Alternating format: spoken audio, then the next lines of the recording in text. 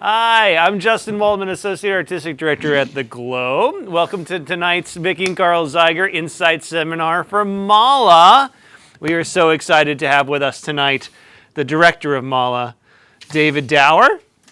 Thank you. This is so exciting. Having David here and Melinda Lopez, who is the writer and performer of Mala, for me personally is so amazing. Melinda and I are old friends. We know each other for 20 years, and I feel like I've known David for so long as well. It's like, even though we've only met on Zoom, and you're a lot taller in person when we met. I know, we were both like, oh, wow, this is nice. I'm going to give a little bit, as I always do, embarrass David a little bit, and then we'll talk a little bit and I'll open up to your questions. But David is, he is one of the most interesting men in the American theater.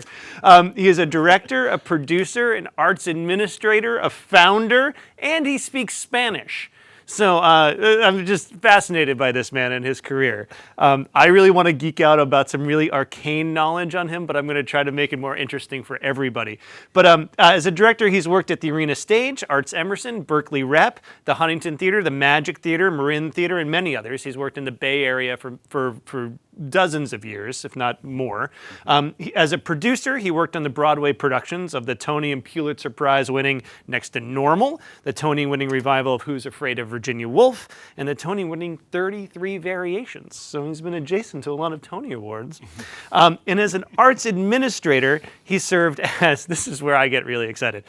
Nobody else is going to find this as exciting as I do. He served as the artistic director at Arts Emerson in Boston, the associate artistic director of Arena Stage in Washington, D.C., the artistic director of Z Space in San Francisco, which he also founded, and is currently the executive director and producer for Club Fugazi in San Francisco, which is the home to circus acts, the Seven Digits, which Seven Fingers, but if you're in French, it's Sept Doigts. Mm-hmm. So, and the Pickle Family Circus. So he's all over the place doing amazing things. He also is the co-founder of HowlRound Theater Commons, which, if you're in the industry or if you're a little bit of a theater nerd as I am, is one of the most important gathering spots for theater practitioners and theater makers online in the world. It's where people come to gather and share ideas and post op-eds and videos. It's just something where so many thought leaders gathered to come together, and this was his brainchild. So the theater industry as a whole is indebted to him in so many ways, and it also helps that he's just such an amazingly kind gentleman of the theater. So everybody, David Dower, please welcome him. Crazy. So as I've alluded to, I want to get in, I really want to talk about all the things you founded, but let's start talking about Mala, if that's okay. Yeah, all right. Please. So can you tell us, for those, for everybody here, what is Mala about? So, well, Mala, for those of you who don't speak Spanish, the word Mala actually means bad. But when you use it in relation to a person, particularly a person you're related to, you're actually saying rotten. You're in your core. You're a rotten human. And so Mala is, listen closely to the play and you'll hear this timeline. I don't think it's a spoiler alert. Melinda wrote the play. She literally wrote the play in a series of notes on her iPhone during the winter of 2015-16. And that was when we had, for 11 straight weekends, we had more than a dozen feet of snow. We Boston. had a foot of snow every weekend. So Not here. It accumulated into, over 10 feet of snow. And actually, it did not melt into July. But at the same time, Melinda's mother was passing. And in the summer, that same summer before, her father had passed.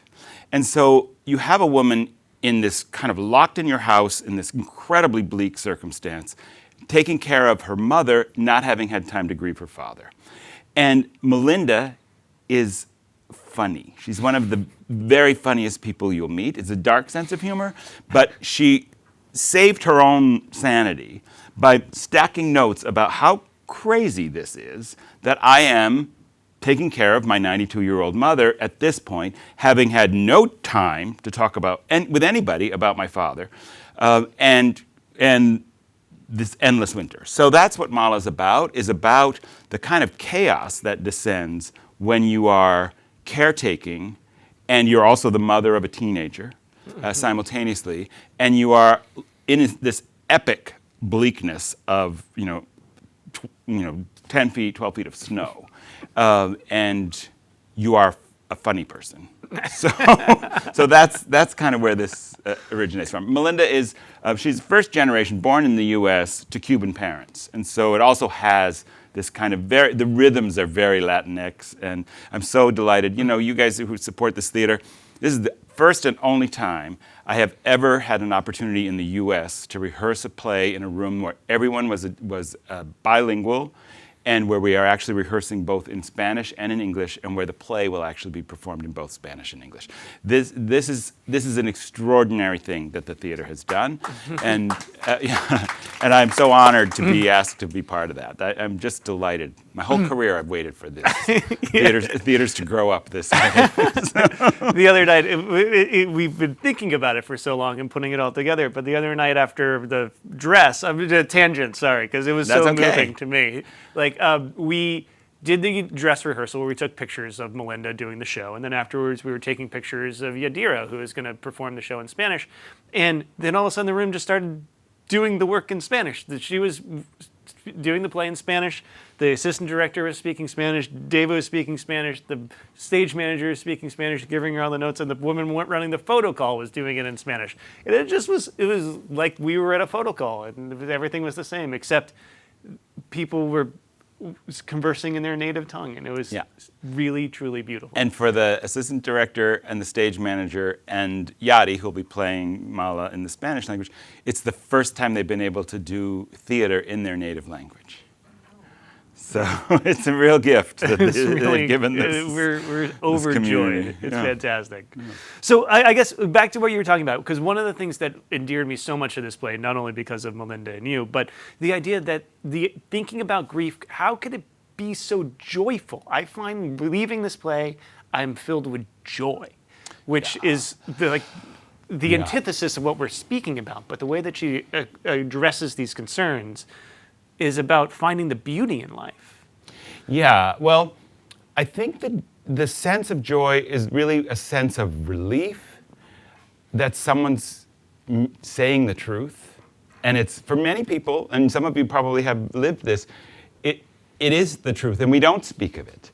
And that someone is able to say, in a way that I feel is truthful, but also delightful. Like, her details are not your details, but they are definitely true details for her. So I think that joy comes from Melinda's just rigorous attempt to not lie at all. And even several times in the play, you will hear her saying, no, I don't want to misrepresent. I have to go back, because I didn't tell the truth right there. But that's literally what she was doing. When we first started working on the play, all she had were the notes on her iPhone. And I mean, literally, if you looked at her phone, you would see all the notes, stacked this whole play. And we just left the play in the same order as the notes.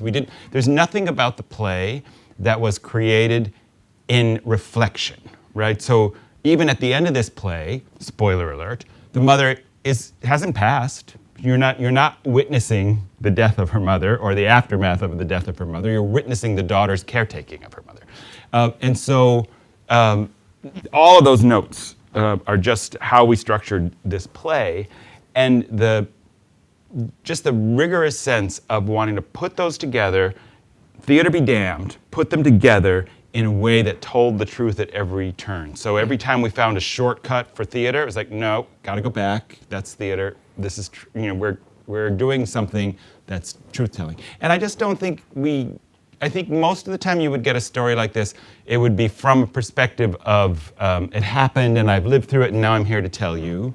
And instead, this is like, ooh, it's happening and I'm talking about it. So. I love how Melinda has a play in her iPhone app, and I just have stuff I need to buy from IKEA.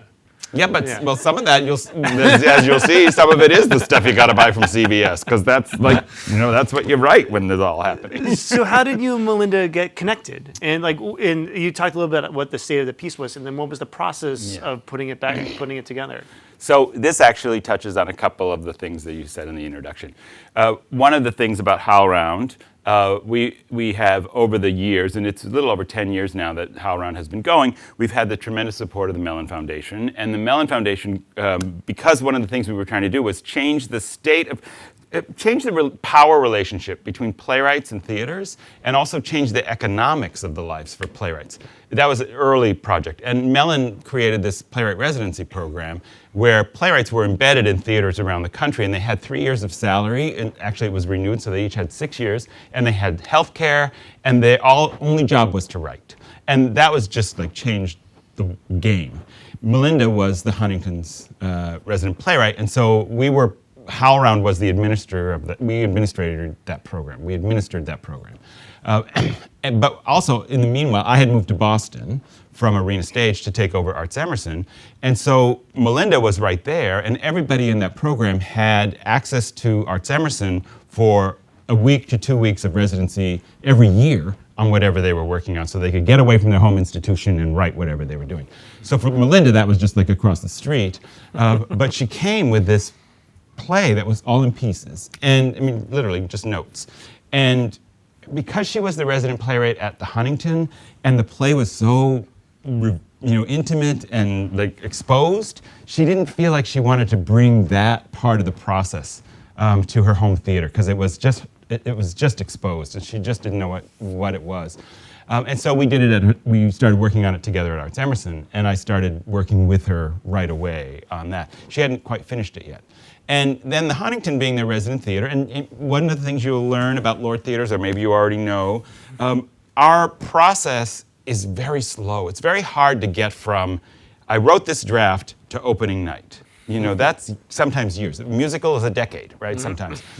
So for Melinda, the sense of waiting 3 years for the Huntington to have an opening to be able to do this play, it's like, this is how I'm grieving. I can't wait 3 years for you to do this play. And so Arts Emerson having a little more, being a little more nimble on that front, we just said, okay, we'll do it. And we did it right away. And so that's what happened. We premiered it. It was a big success. And then the Guthrie picked it up, and then once the Guthrie did it, Huntington said, well, can we have it? And so we went back to Boston, and it was another hit. Like a year and a half after we closed it at Arts Emerson, it was a hit again at her home theater. And then it was recorded for PBS, and so it's just been constant. She is such a lovely human. Everything you see on that stage tonight is who she would be if you sat down to have a beer with her. Although she would probably have a mojito. But so it's just a joy to be traveling around with Melinda in this play. I mean, she's incredible. Yeah. Since it's such a personal story, Yeah. How do you, as a director, and then someone who's going to help dramaturg the piece with her, how, in approaching those conversations, a lot of times it's like, oh, you made this up, let's talk about your inspirations, but this is, you live this, Yeah. but are also theatricalized, like changing things to make a character that's not intentionally her, but is based on her. How do you navigate that versus like being a historian to document what happened to her life versus a dramaturg to turn it into a play? Yeah. And there's another layer, which is how do you talk to the actor about what the playwright meant? That's my next question. Yeah. So, and I think it was only because we had come to know each other through the resident playwright work that we were able to, because I say things wrong all the time. I will say things very definitively about her mother, and she'll just stare at me like, did you ever meet her? And I'm like, oh no, actually I didn't. I'm talking about Mala's mother. Yeah, no, but I wrote about my mother, so it's over here. I mean, I'm constantly making that mistake, and she lets me, but she corrects me. But then at the same time, she's making mistakes where she's, not trusting her own writing as a performer, and she's starting to rewrite because of how she feels. It's like, nope, the playwright, you put the playwright in the room. Did you write what you meant? Yes. Okay. Actor, get back here. You perform what was written. You don't get to change it today because you feel differently about what happened. So we've been able to trust each other that way. But I would say we're still navigating it. We were just navigating it here. The set is different because it's in the round. It's a very different production. And I could talk in detail about that. But it's changed the way she's approaching the performance. And so I've had to have many conversations over the last week about, well, I need to talk to you as a playwright for a while because I want to make sure that you're comfortable with the changes the actor's making in this journey. And So let's talk about that a little bit. Like, what are the things that you had to change to do the show in the round here in the Cheryl and Harvey White Theater downstairs? Well, the first thing that we had to change was totally technical. Well, actually, all of it was technical, but the first thing was a surprise to me. Because it's in the round, and because you'll see that she wrote it, it's dependent for her as a performer and as the playwright on certain projected titles. There's certain things that she wants to share through projection that she doesn't want to have to speak. And so we needed the projections, they're in the text. And it's very challenging to project in that space. But on top of that, the set was all white. Initially, the set was all sort of ice blue and white and hospital sheets and snow. And technically, there's no way to control light. I still am waiting for someone to invent something that stops light in midair. Because light has to hit something, and if it's white, it's going all the way to that. And so there was no way to have a projected surface if light is bouncing all over white things, you can't read any of the types. We asked the question the other day, can we project it in black? And then realized how dumb that question was. You can't project black. You can't project negative light. Yeah, and if you project black, all you're projecting is the square around the. But it was a really good idea if it could work. Yeah. So the set had to be adjusted, and so we turned it from this sort of hospital ice flow world into her home, and it's much warmer, and it's really lovely. I don't know. I think it's so pretty in there, and pretty was not what we did initially. We did cold initially. This is warm. And you're in her home, and she's welcomed you kind of into that, not in the text, but in the performance. And so then for Melinda as a performer, she wants to lean into the warmth, but the writer wrote jangled, bonkers, cold, what's going on, and so that's been what we've been talking about. Excellent. One of the things that I am a New Englander myself and know the isolation of. Anyone else know snow here? Yeah. Okay. Good. You just know it's like, yep, we are stuck here. We are stuck here for a while, and it makes you think. Where she was talking about and thinking about this moment that we've had a very similar collective moment of being stuck somewhere for a while. And so, what is it like revisiting the piece after COVID, and what are the themes that are resonating louder now? Yeah, we just had this conversation today because. Yes, those of you who went through an extended lockdown in your house where your only lifeline was Zoom and the telephone, that's very like winter, right? So whatever that feeling and the feeling of kind of, is it ever going to change? Is the sun ever going to come out again? Just imagine that's the sun. Is the sun ever going to return? Is this ever going to melt? That desolation, that sense of despair that's trying to creep in at you when you're locked down in your house for 20 months, that's very similar to spending a winter like this that we spent. But we do it every year. Yeah, right. In New Voluntarily. Yeah, exactly. Living in New Hampshire. I no longer live in New England. I can say whatever I want about snow. No, but it's important to Melinda, and I think you didn't see you've seen the video, and this is true for the Fugazi project in San Francisco too. You have to come with love right now. We need to feel each other. We need to feel for each other. We need to see each other. Like we just have to come from love. And so there's more of that in this version of the play, in the performance. The text hasn't changed at all. But there's more of that. Initially, there's a line in the play where she says, I love my mother. I said that, right? Well, initially, we got a big laugh because, no, you haven't said that. But now she's in a place where it's just important that there's love from the jump, you know. And I think that's absolutely true, you know. I mean, you see all the shows that have opened on Broadway in the last year. So many of them were just ill-timed. I mean, they'd been delayed for too long, not just by COVID, too much by, you know, all of the access issues and gatekeeping, and, you know, we go into the list of why so many of those shows. But so many of those shows wanted to reckon with hard things, and we don't have the resources right now to reckon.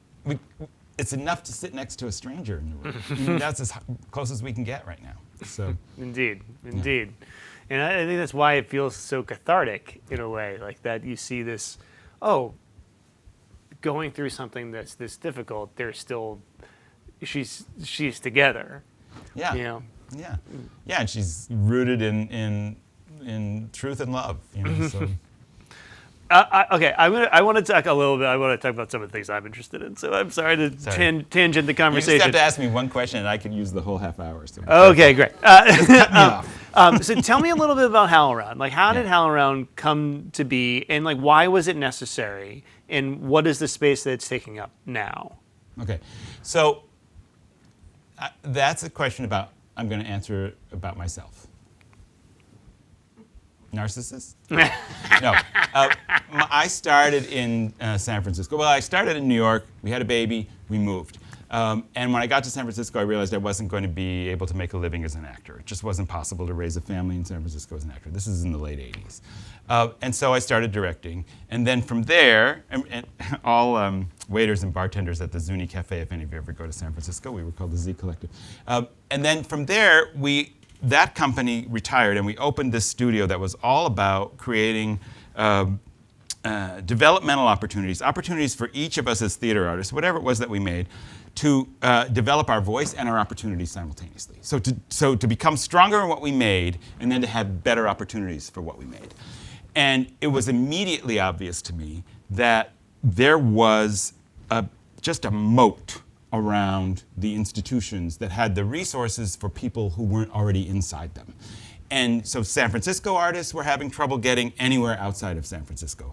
Artists of color were having just as impossible to get outside of communities of color as your only audience and your only topic.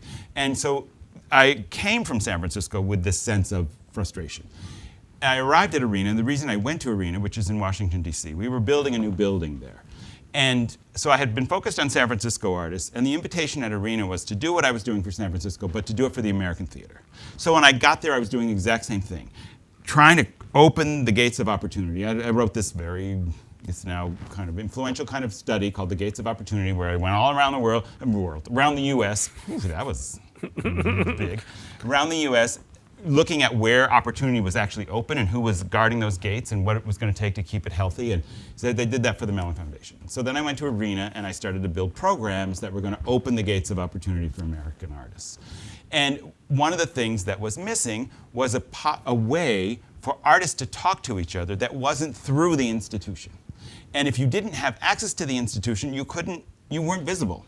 So we made a map of all the people around. I mean, it was basically put yourself on the map. It was a user-generated map of I'm here, you know, and you'd see people put themselves on the map in Alabama or in Wyoming, and then you realize, oh my God, there's a playwright in Wyoming. Who knew there was a playwright in Wyoming?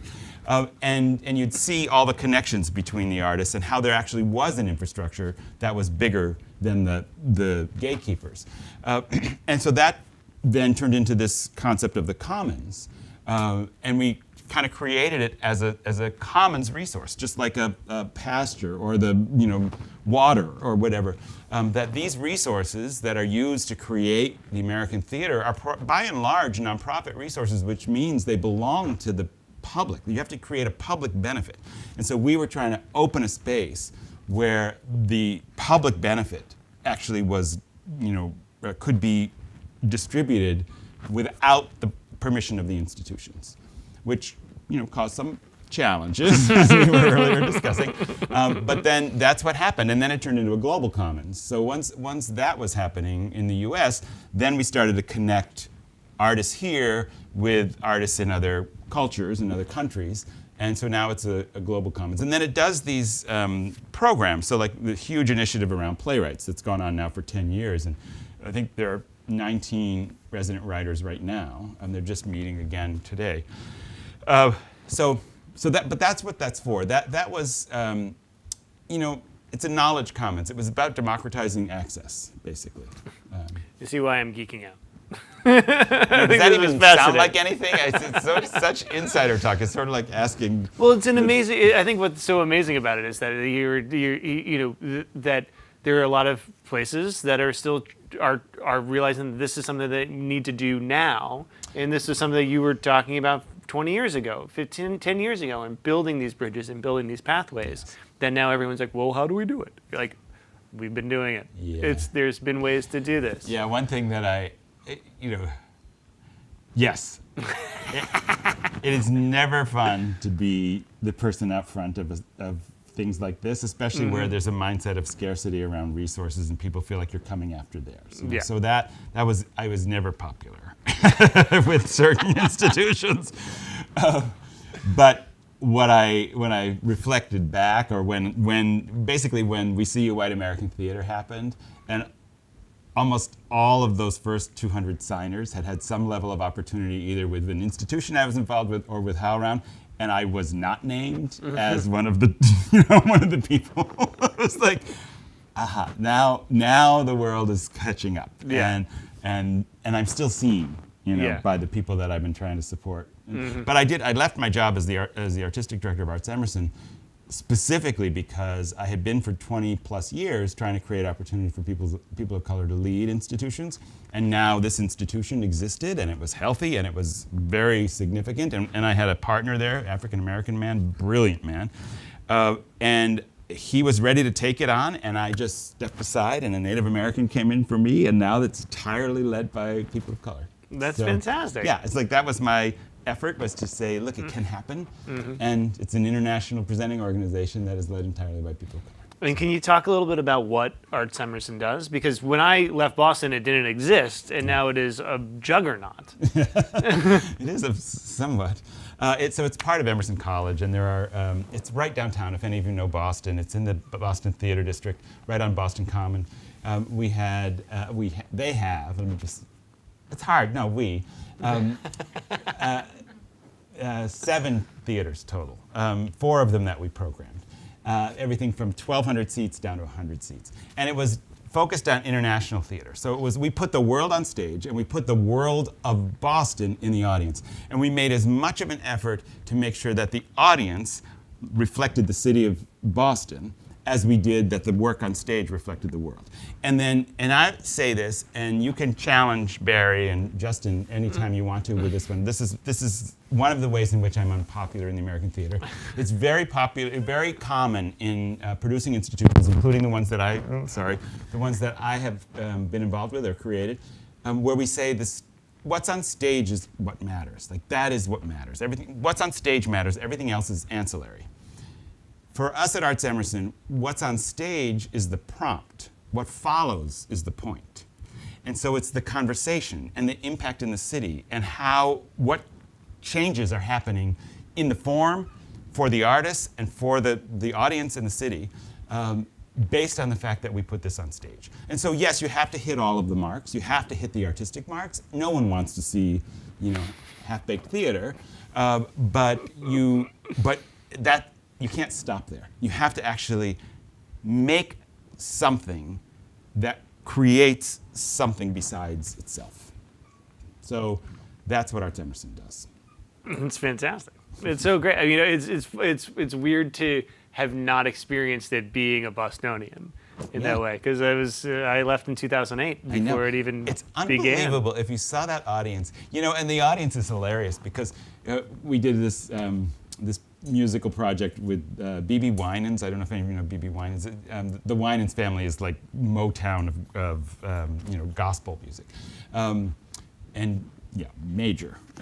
And so we did this piece, and our audience, many of them weren't regular theater goers. A lot of them were coming up out of the churches because they knew B.B. and Cece were the first two black people is the word you would have used at the time, in the Jim and Tammy Faye's ministry. And so they were on TV. They were super famous. These two kids, they were teenagers, and they were on TV. And so what was their anyway?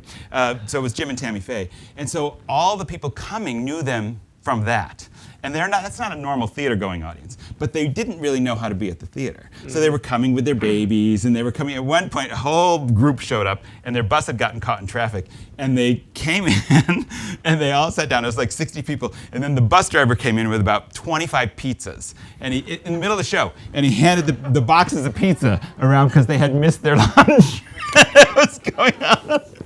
And my favorite part about that was that nobody in the audience batted an eye, nor did the actors on stage. Just like, this is just what's happening today. Can I get a slice? Do you get any extra? Yeah. Can I eat some? Yeah. Sounds like a great idea. Of course you can, But anyway, so people were just learning so many things there about how to be together and who actually lived in our city and who got to be on stage and what stories got told.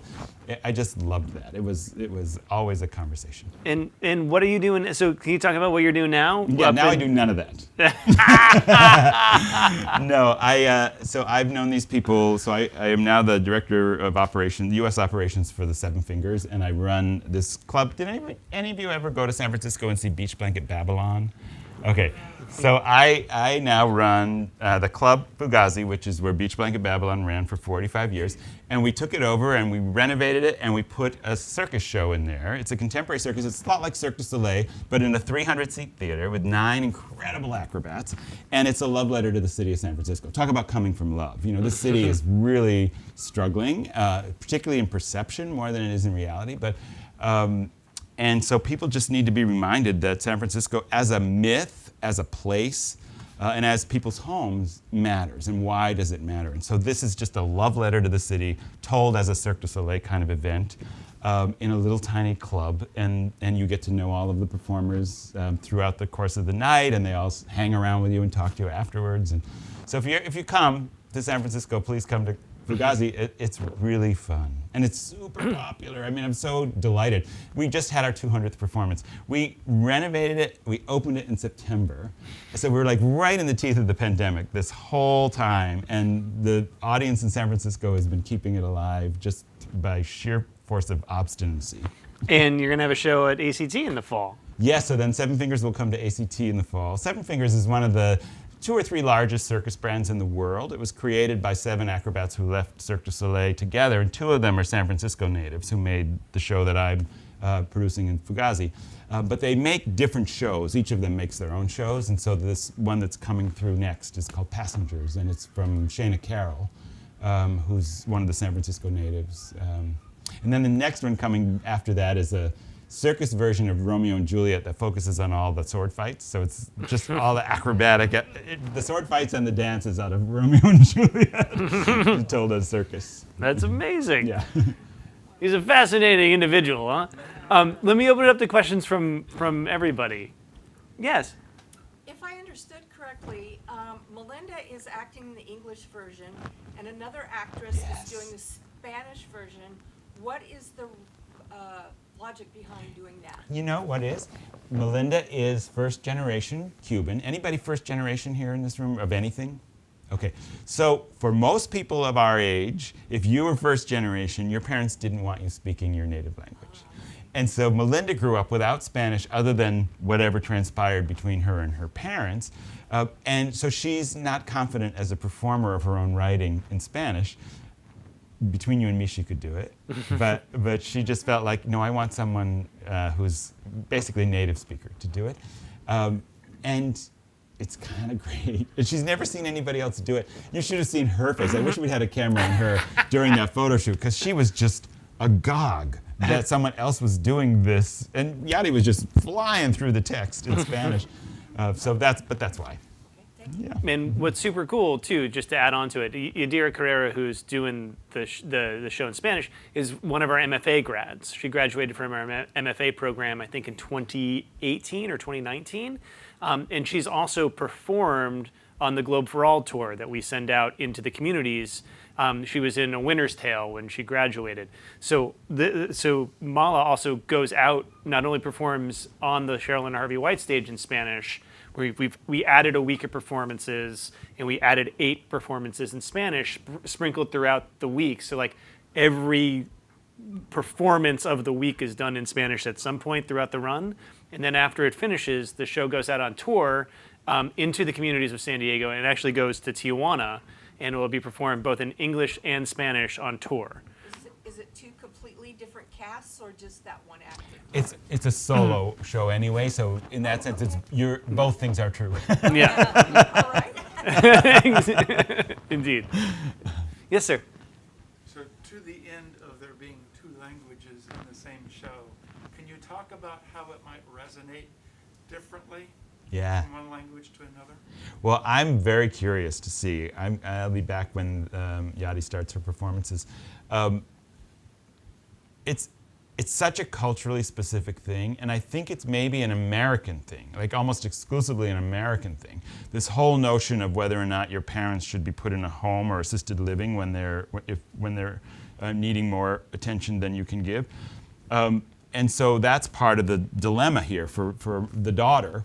Is why is my mother living with me when clearly she needs more support than I can offer? I lived in Mexico as a teenager, and I've traveled a lot of years in Central and South America doing my work for Arts Emerson.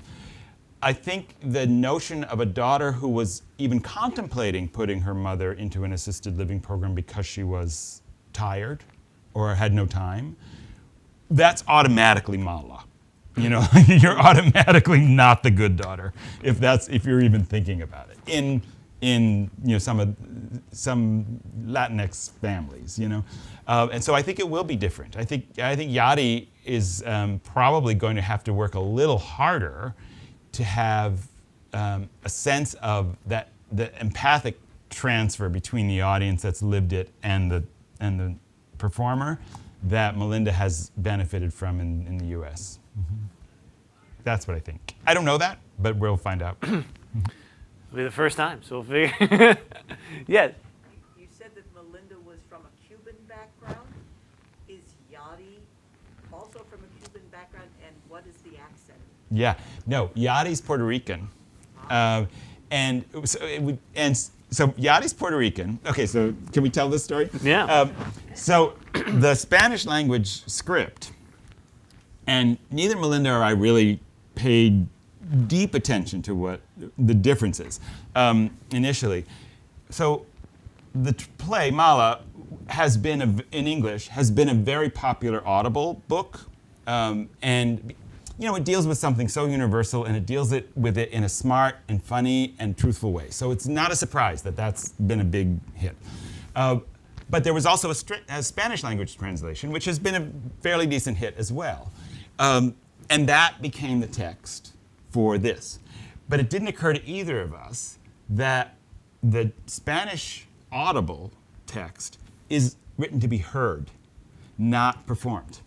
And so there's all kinds of words in there and all kinds of stuff. It's very literary and stuff that is not, common vernacular. It's not. So Yadi as a Puerto Rican and the assistant director, Jerry, who lives in TJ and is Mexican, and Yaneli, the stage manager, who's Puerto Rican, and Carla, I don't know what Carla's background is. I think he's also Puerto Rican. And Melinda, and me, who's like, me, who's a gringo who lived in Mexico and thinks I speak Spanish. We're all arguing over the words, but the whole script. So again, kudos to the theater.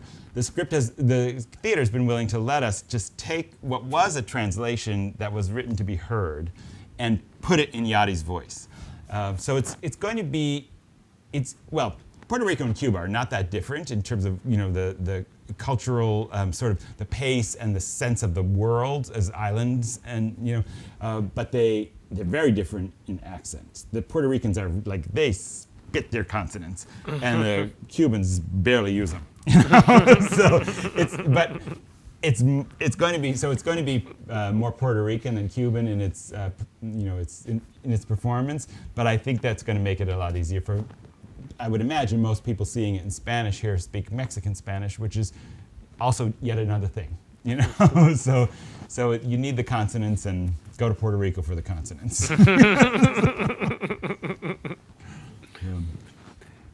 Anybody else have any other questions? All right. Yeah, please. Yeah, ask another. Please, go right ahead. Completely different level. Tony Awards were announced a day ago. Do you have any thoughts? You know the thoughts I have? It's the first time that I haven't seen them all. And I feel like, oh, I moved back to San Francisco and I've been in a intense project and in COVID, and I have seen almost none of them. I think, I don't know, I'm curious what happens with Michael R. Jackson's play, with his musical. The Tonys are a specific thing, and the Tonys are mostly voted on by people who support the touring industry of theater. And I just am curious to see if we're ready to have that musical tour 2,000-seat theaters in, in downtown, metropolises. Little Rock. I mean, I'd be surprised if we're ready. But that would be kind of amazing if we are. So, I don't know if you know that play, but it's Strange Loop. Yeah. Do you know it better than me? I only know. I've never seen it. I didn't get to see it. It's in the same way, just tucked over in the corner of the country. When you get there, you get to see two or three at a time. Strange Loop is it's written by a very young first-time writer, and it's basically an autobiographical sort of coming out as a black gay man, and very out, very out, and his sort of identity crises in that, and it's a very Queenie musical. I mean, he's out there, Michael. I know him. I don't know the play, and so it'll be interesting to see if that's because everything's so caught up right now in the art. The art is so caught up in a moment of transition that is long delayed, and it's probably going to go on really a long time, but it's kind of immature if you think about it. The whole notion of cancel culture and whether or not, not to make no comment about anything, but I saw the second act of Dancing, and like Bob Fosse, not a person who was worrying necessarily about being canceled, would never have argued with himself, but we can't do it now without talking about that. Like, we have to be on voice about, we know certain things in this are wrong, That, I think, is a stage we're in the culture. And so I think something like Strange Loop is sort of like, even as Slave Play did, stepping out into a place that we're not quite ready for, but needs to be broken into. And we'll see if it gets there. So I don't know if that answers your question, but Just curious what a professional had to say. yeah. If you get a chance to see Girl from North Country, anybody see it yet? Saw it at the public. Yeah. That formally is really interesting. So that's Bob Dylan's songs, but they've done a thing, I've never seen it before, in a musical where they're telling the emotional story through the song, but the lyrics aren't about it at all. And so you're having this story go on, and then all of a sudden the characters are in a place where they want to sing a song, and the song they sing is emotionally precisely true, but it's a Bob Dylan story. Yeah, it's fascinating when you're in what 1920s Minneapolis, Minnesota, And then it's like hurricane. Hurricane. Yeah. It's like, here's the story of the hurricane. You're like, pretty sure that's Jersey in the 80s, like, right? Yeah. But sure. I found it super effective. I mean, the intermission, I was like, I don't know if this is going to work. And by about 3 minutes into the second act, I realized, oh, I'm crying. So we're crying. And they're not singing about this moment, but they're singing. That's true what they're singing emotionally. So it's a workout that I really found delightful. And I like the music, so it's smart. Good songs. You could write a song. Yeah. Yeah, I think it's a could write future. song. And they arrange them beautifully. I mean, they're really lovely to listen to. So anyway. Well, I want to thank David for coming. I want to thank you all for coming tonight. I want to thank Vicki and Zeiger for sponsoring these Insight seminars for so long and being such great supporters of the Globe. Mala opens on Thursday. It runs until June 12. Dancing is running and extended until June 5. So we are in rehearsal across the street for Taming of the Shrew. There's a lot going on at the Amazing Old Globe place. right now. So thank you so much for supporting us and coming out tonight. Enjoy the show.